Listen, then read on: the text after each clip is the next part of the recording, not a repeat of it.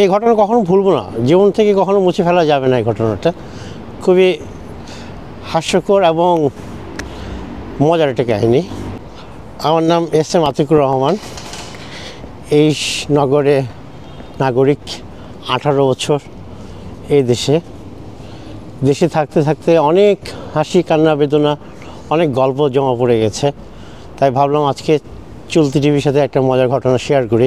ধন্যবাদ চলতি টিভিকে আমাকে এই সুযোগটা দেওয়ার জন্যে। কাহিনীটি 18 বছর আগের। যেদিন প্রথম আসছিলাম এই দেশে সেটা ছিল 2006 নভেম্বরের 26 তারিখ, রবিবার। এই ঘটনা কখনো ভুলবো না, জীবন থেকে কখনো মুছে ফেলা যাবে না। এই ঘটনাটা খুবই হাস্যকর এবং মজার একটা কাহিনী।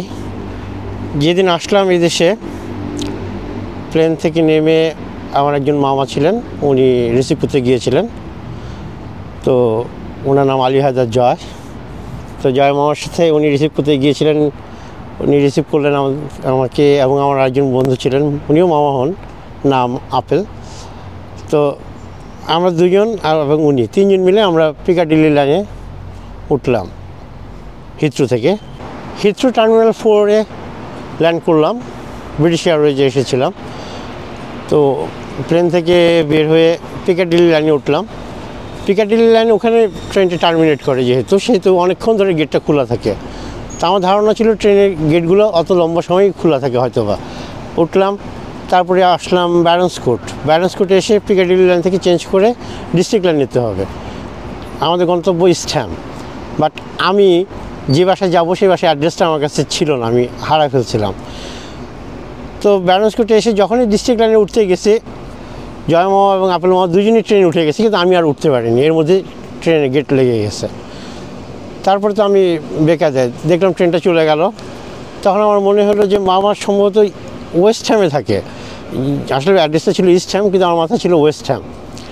সঙ্গে সঙ্গে আমি করছি কি, পিকাডিলি লাইনে উঠে পড়ছি পাশের প্ল্যাটফর্মে। তো ওখানে উঠে আমি একজনকে বলছি যে আমি তো লস্ট করছি অ্যাড্রেস, আমি জানি না আমি ওয়েস্ট হ্যাম কীভাবে যাবো। তো একজন সাদা ভদ্রলোক ছিলেন, তিনি বললেন যে ওখানে একজন ইন্ডিয়ান মহিলা দেখা যাচ্ছে, তুমি তার সাথে কথা বলতে পারো। তো সেই ইন্ডিয়ান মেয়ের সাথে কথা বললাম, তার নাম ছিল রূপা। আমি তাকে বললাম যে আমি ওয়েস্ট হ্যাম যাবো। তো সে বললো যে কোনো সমস্যা নেই, আমি তো ওয়েস্ট হ্যামে আমিও যাবো, তোমাকে আমি নামিয়ে দেবো, চলো। তারপরে সেই রূপার সাথে ওয়েস্ট হ্যাম আসা। ওয়েস্ট হ্যামে এসে এখন রূপাকে তার কাজে চলে যেতে হবে, কিন্তু আমি তো আর অ্যাড্রেস চিনি না, অ্যাড্রেস জানিও না, এবং মামার নাম্বারটাও আমি হারাই ফেলছি। এতটাই বোকা আমি। তারপরে কি করলাম, তারপরে দেশে আবার পোস্ট অফিস থেকে একটা ফোন কার্ড নেওয়া ছিল আমার আগে থেকে। আমি টার্মিনালে নিয়েছিলাম, হিথ্রো টার্মিনাল 4-এ।